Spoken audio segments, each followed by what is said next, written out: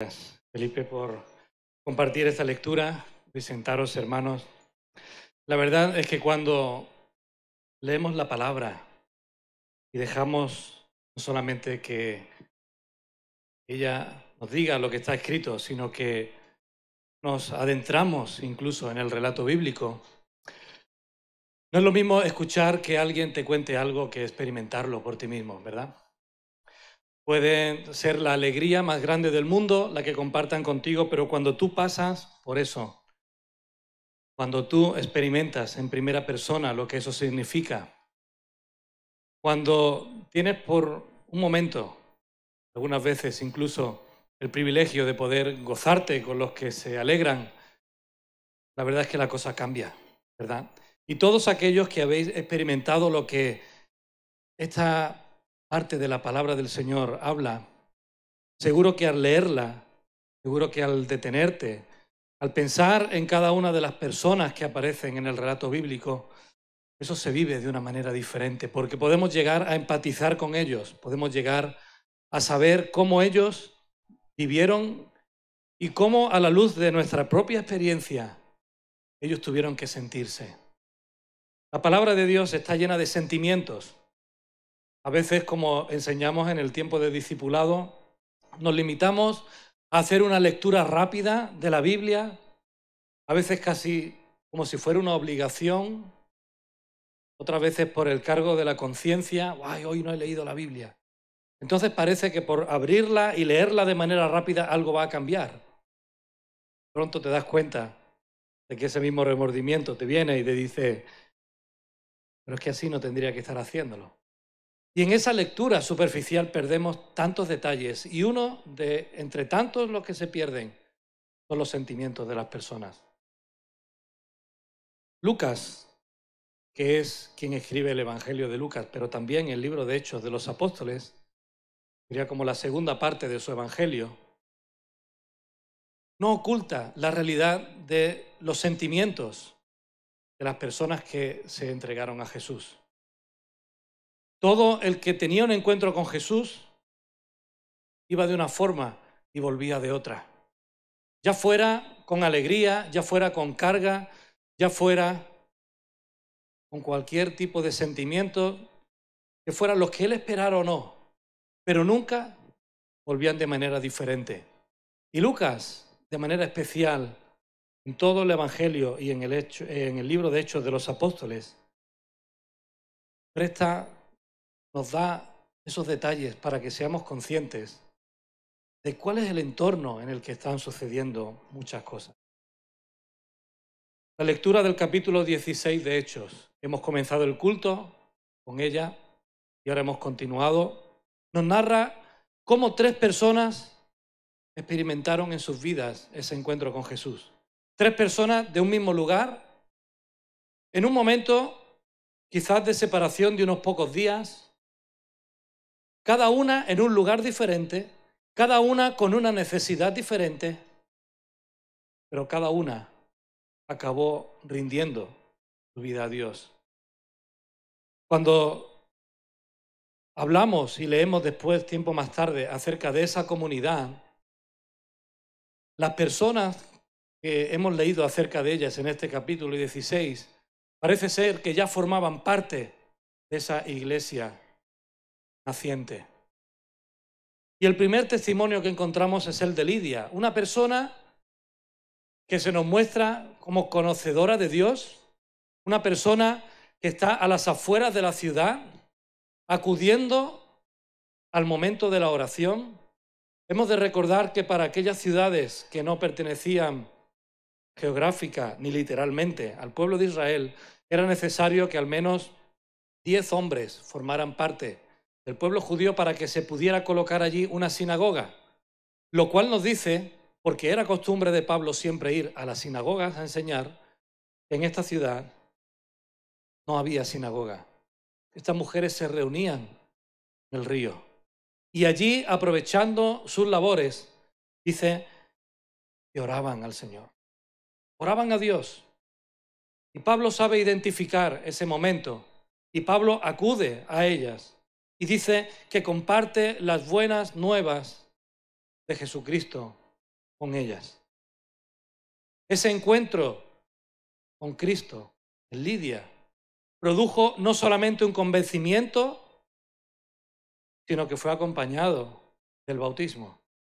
Entendió que la consecuencia lógica de arrepentirse de su vida era manifestarlo y compartirlo con los que le rodeaban, porque el bautismo era una práctica ya habitual en aquel tiempo. Pero fijaos cómo Lidia responde ante ese encuentro con Jesús, abriendo su casa de manera hospitalaria para que aquellos misioneros, pudiéramos decir hoy en día, pudieran continuar con esa tarea de proclamación de mensaje. Así que Lidia pasó de ser una adoradora de un Dios que conocía de lejos a ser una persona que después de haber dado testimonio abrió su casa y empezó a servir a aquellos que le habían servido a ella. Lidia conoce a Dios, tiene un encuentro personal con Jesús y abre su corazón automáticamente a los demás. Después se nos narra el caso de una joven que no es para nada lo habitual, la palabra. El ministerio de Jesús había estado precedido y parte de su obra había sido manifestar su poder como Dios sobre todo aquello que Dios ha creado. Y entre ellos, algunos espíritus que eran expulsados de personas que eran poseídas. Hay pocos casos en el relato bíblico después del ministerio de Jesús, pero este es uno de ellos. Esta mujer, esta chica, tenía, nos dice la Escritura, poder de adivinación. Y es interesante, porque se nos dice también que ese poder de adivinación no venía de Dios, sino que venía de Satanás. A veces hoy en día nos preguntamos, ¿cómo puede haber personas que puedan predecir ciertas cosas? ¿Cómo puede ser posible que personas puedan aparentemente echarte unas cartas, tirarte unas piedras y leerte el futuro, cuando Dios prohíbe ese tipo de prácticas en su palabra? Por mucho que haya imágenes que le acompañen, por mucho que haya una imagen de un santo que presida su santuario o su habitación, la palabra de Dios fulminante en ese sentido también en este pasaje. Porque aunque ese espíritu maligno intentaba confundir a los demás, gritando, estos hombres son siervos del Dios Altísimo, y escuchadle porque os anuncian camino de salvación, Pablo llega a un momento en que eso le disgusta, porque tiene el discernimiento suficiente para saber de que eso no venía de Dios. Cuando esta chica es liberada de ese espíritu, también su vida es liberada del yugo de esclavitud que le tenía unido, a los que Lucas llama sus amos, que por ganancia deshonesta la utilizaban para hacer riqueza. Así que cuando se les cae el tinglado, como se suele decir, los hombres reaccionan. Reaccionan mintiendo ante las autoridades, diciendo que eran judíos, pero en realidad no lo eran. Y reaccionan diciendo que lo que ellos predican va en contra de las costumbres, de lo que ellos practican.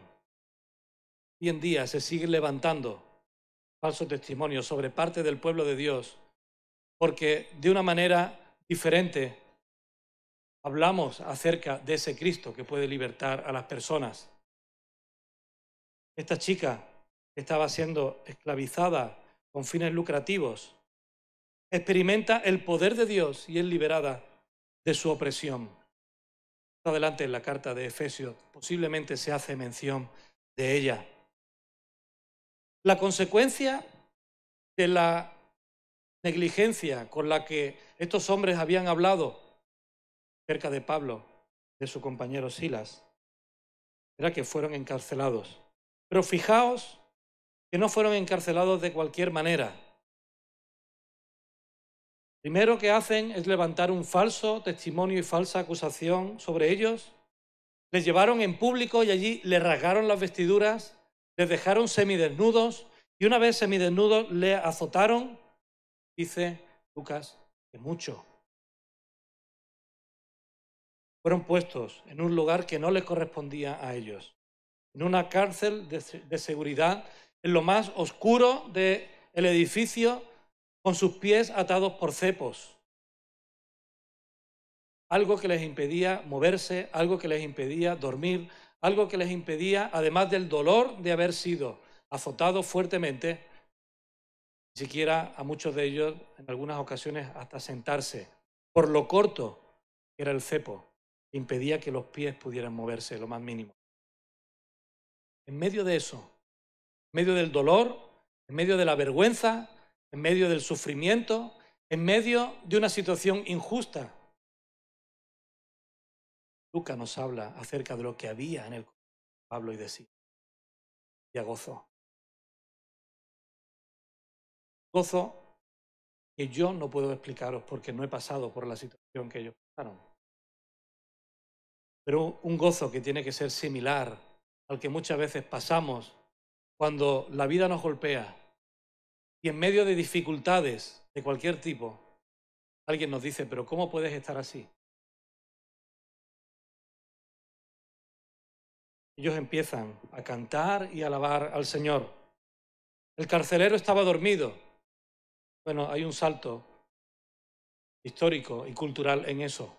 Normalmente el carcelero estaría en una habitación, no penséis en las cárceles de hoy en día, eran casas donde justo al lado vivía el carcelero con su familia. Y allí había gente que estaba pendiente de ellos, pero es que no había que estar pendiente de nada.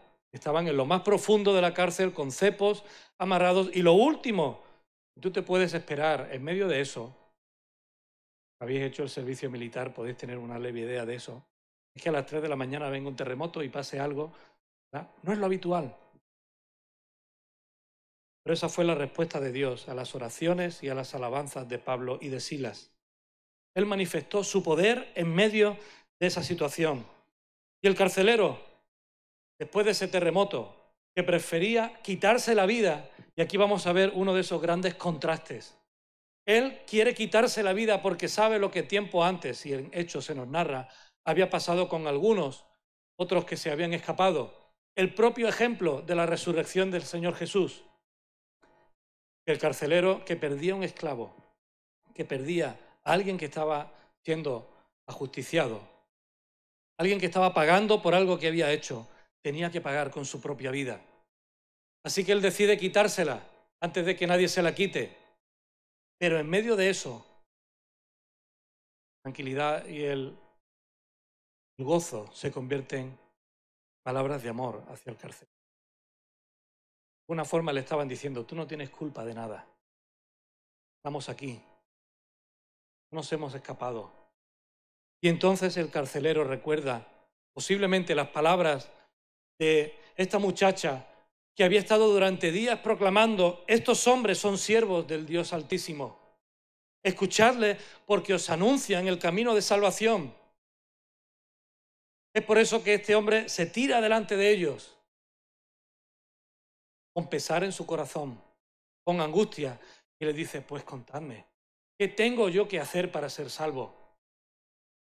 Esa salvación primero era de su vida, más allá de eso, de esa vida eterna que ellos anunciaban.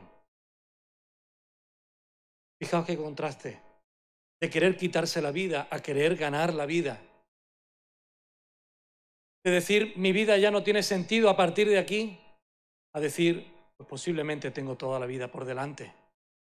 ¿Cuántas personas hoy en día, por más que no se quiera hacer efecto llamada, están viviendo una situación tan desesperada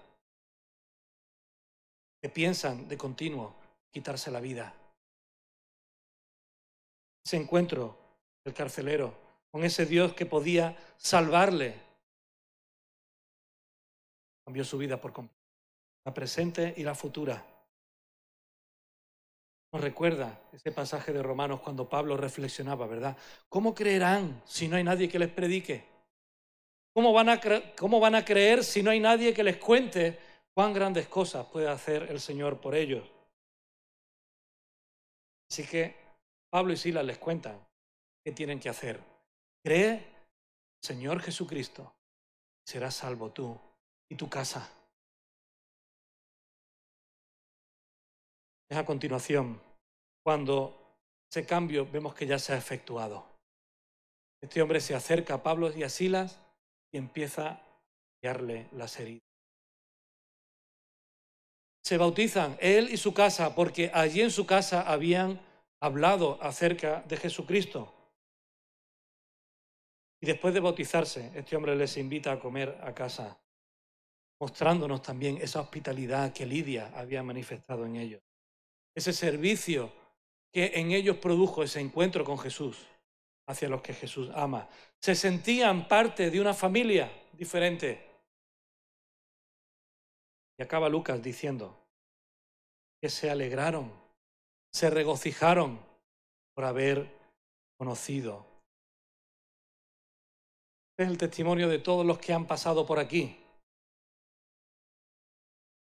A veces hasta me despistaba viendo a los hermanos que estaban dentro, pero a los que estaban fuera. Porque tan ilusionante era ver los que estaban fuera como los que estaban dentro, sus caras, sus alegrías, sus abrazos, su ilusión de, y ahora te toca a ti. Ese gozo por querer compartir lo que el Señor ha hecho en sus vidas. Y el gozo está presente, Lucas, siempre que alguien se encuentra con él. Fijaos cuando Lucas empieza a narrar el nacimiento de Jesús, dice que los ángeles proclamaron que la venida de Cristo era buenas noticias que traerían gran gozo a la humanidad. Después se nos habla de Zaqueo, que recibió a Jesús en su casa y que con gozo estuvo dispuesto a seguir a Jesucristo. Y allí es donde encontramos ese pasaje que hemos puesto en el boletín, que hay gran gozo en los cielos cuando un pecador se arrepiente.